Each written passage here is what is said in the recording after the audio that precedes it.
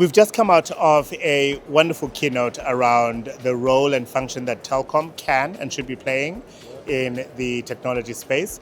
And you opened up with a provocation, I suppose, that says that this continent cannot be left behind in the AI revolution.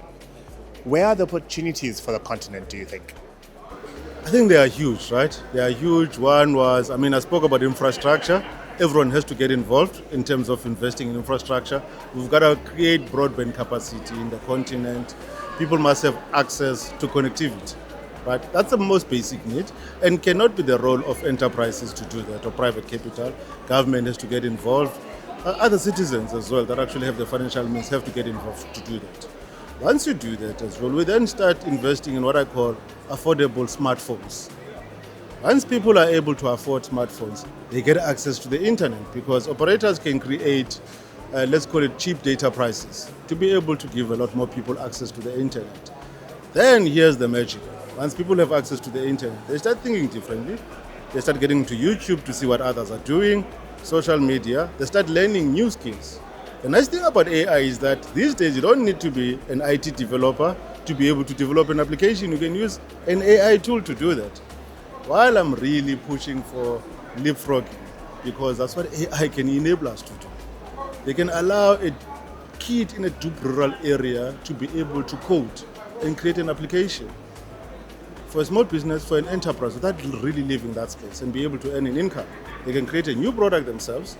They can actually create market opportunities for deep rural women that are producing products that might be in demand elsewhere, coming from that particular area, without really getting the need of finding a distribution partner, or just using the internet. And that's what AI can potentially do. That's what the internet has done. And I think we can leapfrog by using AI because then you don't have to go through a process of being trained to be a developer, getting an education. You can just go online and use an AI tool to create stuff.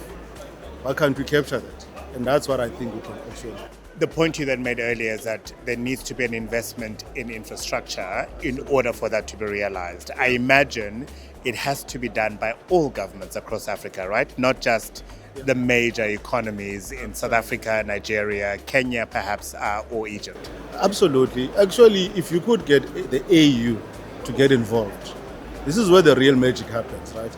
Because it's difficult to go and talk to every government and try and convince them. So we'll start in South Africa and be at the forefront for it. But I think I'm calling for the entire continent because that's where you really get the economies of scale. That's when you really get value in really uplifting the entire continent. Because what you also don't want is one small country at the south really prospering and the neighbors are not. Let's get everyone to prosper in essence. So you gotta get the AU involved. You gotta get every government to really get involved. And once that happens, magic will happen in this continent. Speaking of government, one of the questions from the floor spoke to the interface between citizens and government departments. Yes. I think there are very few departments where South Africans are going to go, yeah, we like them because they're responsive, they're agile, their service is great. The majority, unfortunately, it takes a long time.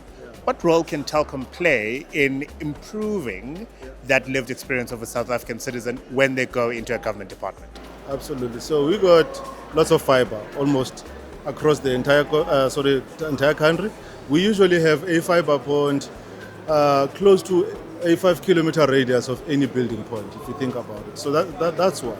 On the other side, we've got close to about 10 data centers, right, across the country, and 5 of those are on those, let's call it the right levels. I think it's level 5 in essence. There's nothing stopping us from collaborating with government. Right? That's where we play a key role because we've got the infrastructure, and we're saying to them, let's talk, and potentially we can help you, right, to really bring services closer to the people because you can terminate data in Johannesburg, but also terminate it closer to Engcobo or Mtubas in KZN or any other deep rural area in essence and be able to create better services as well. We can help you digitize a lot of your services because we're sitting with the enablement, the building blocks to it. We're not saying we want it all, but we can give you the infrastructure and everyone else can actually just plug in their own applications on top. Because your biggest issue, it's not the lack of the actual application itself. They've deployed some great applications, online platforms, but the infrastructure is not working. That's why we're offline. And is that conversation happening? Are you much closer to having that realized? Conversations are happening.